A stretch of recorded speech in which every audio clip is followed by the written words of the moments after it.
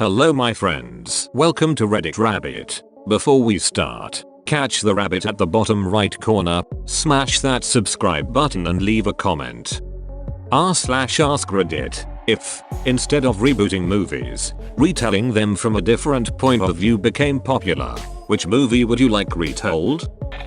The Matrix. Told from Agent Smith's POV. Dude is doing everything he can to prevent a bunch of smelly rebels trying to ruin his battery factory. The Matrix could have used cows for the entire thing.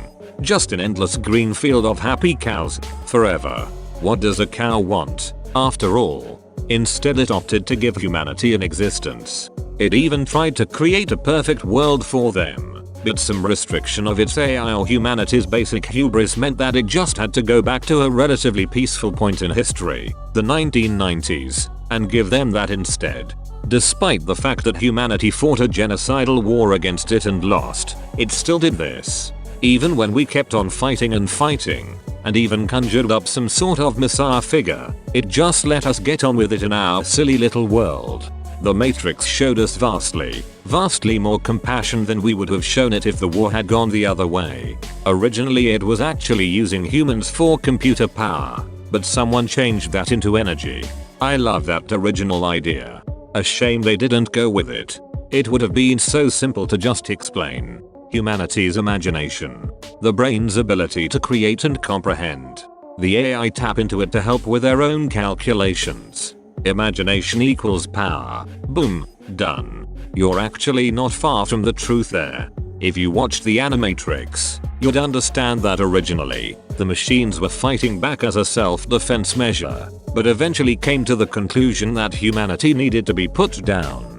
They used them for wetware computing power afterwards. However, there was an unforeseen consequence to offloading processing power to human brains.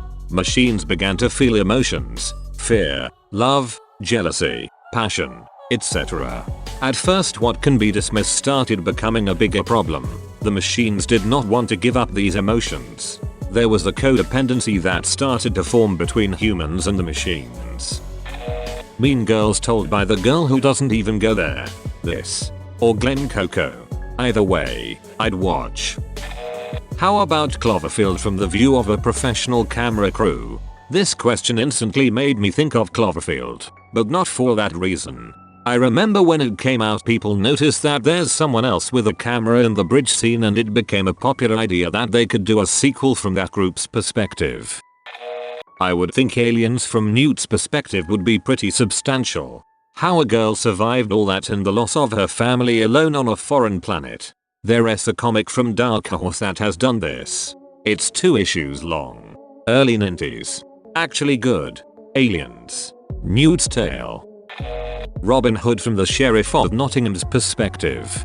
It'd be great to watch a movie about a medieval cop trying to catch a highwayman. Not a movie, but I would definitely watch Breaking Bad, but from the perspective of Gus Fring. That dude has a crazy story to tell. I like that we get a little of that in Better Call Saul. Wait, I've got it. Breaking Bad, but from the perspective of the lawyer. You're a goddamn genius. E.T. From his point of view. The frick this kid poking me for? Avatar: The Last Airbender from the point of view of anyone but M. Night Shyamalan. I would love to see Azula's story. The series did a good job with her character, but expanding on it would be great. That or give us a story of Iroh's life. Let us see him go from generic Fire Nation prince to the wise, tea-loving, party show player who guided his nephew, and end with his journey to the spirit world. It would be the most wholesome show. There was no Avatar movie in Ba Sing Se. 500 Days of Summer would be really interesting to see Summer's perspective on everything. Aladdin. From Jafar's perspective. A college theater group did a very R-rated version that is absolutely hilarious, which can be found on YouTube under Twisted. The story of a Grand Vizier.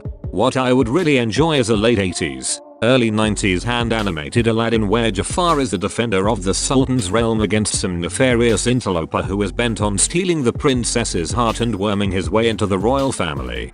And he has a genie. Frick you, Jafar. I don't like musicals and still this one was so good I keep bringing it up. Such a well done piece. Funny, dark and yet somewhat touching. A Lion King prequel from Scar's perspective. Show what really happened before the Mufasa era and see how Mufasa cheated Scar out of the throne. Scar's real name is Taka, which literally means garbage. Fricked up childhood. Scar, why can't you be more like your brother Mufasa? He's already started his own pride and is running for city council. All you do is sit around and hang out with those vile hyenas all day. You're a disappointment to this family. Bud, but told from the POV of the kid who was pulled out of a basketball game to be replaced by a dog. There's nowhere in the rulebook it says you can pull me out so a dog can play, either. I want to see a new version where the team they face in the championship brings in a tiger and forces the dopey rules committee to accept that, yes, there is an implicit understanding that the players must be human. Or, they just stick to precedent and the tiger destroys everything and everyone. Whatever. I like this idea. Teams continue to one-up each other with lethal animals until the sport of basketball morphs into a gladiatorial death match for trained killer beasts. Boom, real-life Pokemon is born. It only caused him to train harder and harder, bury himself into sports to prove others wrong. He ended up finding football and the rest is history, until, the ghosts of his past came back to haunt him. The true Michael Vick story. Damn, that took a sharp left turn. I want to see a superhero movie from the perspective of an insurance adjuster. It could be a comedy, but just like every day he wakes up and he's enjoying his morning coffee and a bowl of oatmeal. Then he flips open the morning paper and sees Iron Man went full Michael Bay again or the Avengers were back in town. Long sigh. Stands up. Chair squeaks on floor. Clicks pen. Straps iPad to hip. Tightens camera strap. He's the real superhero. An alien invasion movie told strictly from the aliens' perspective, complete with their confusion about why the humans are responding the way they are. It would make sense to us, but would take the narrative form of a mystery for them. It could be a clever way to illustrate cultural misunderstanding. An example could be, let's show them we are friendly by revealing all our weapons, to demonstrate we aren't hiding anything, which the humans would take as a threat. I always liked that about the Borg on Star Trek. They genuinely thought they were helping the people they were conquering. A villain is scarier when it thinks it's doing the right thing.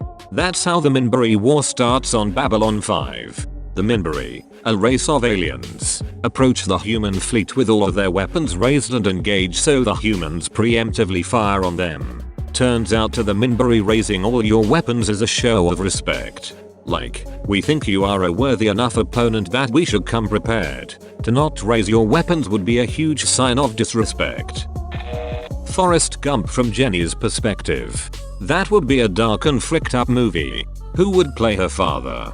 And it'd be even worse running into Forrest every few years and he's happy and loving. Or that random time he comes into her car to punch that boyfriend of hers. Or that other time he punches a different boyfriend and completely ruins a Black Panther party. Kevin Spacey? Holy it. Charlie in the Chocolate Factory from Willy Wonka's point of view. I want to hear his wicked thoughts. Wasn't the Johnny Depp one basically his point of view? That's what I thought. Funnily enough, it would have made more sense if the two movies had their names swapped. Actually, I think the names are appropriate as they are. Charlie would name it Willy Wonka, and Willy Wonka would name it Charlie. Or from the Oompa Loompas' POV. They probably have some serious it going on behind the scenes. Their attempts to unionize being crushed under the heel of Wonka's corporate interests. I want a movie and a book called Neville Longbottom and the Sword of Gryffindor about life in the school while the big three were wandering around the woods. This isn't exactly what you described, but there's a fantastic play called Puffs that covers all 7 years of Harry's time at Hogwarts, from the perspective of the Hufflepuff students. When I made a trip to NYC a few years back to see some friends, I decided to see Puffs as a little addition to the trip. My friends ended up bailing on meeting up, but I still saw the play. I wasn't expecting much, but holy it was easily the highlight of my trip. To this day I quote it constantly with my other Puff friends who've seen it, and I generally regard it as more canon than The Cursed Child. Obligatory I am not a threat. Please be my friend. I was thinking Draco Malfoy, myself. I think he's a more interesting and deeper character than seeing him through Harry's eyes gives him credit for, especially in the last 2 books. I have zero interest in what the big 3 are up to after the series ends, but I'd watch a Neville Longbottom series. Luna Lovegood. 2.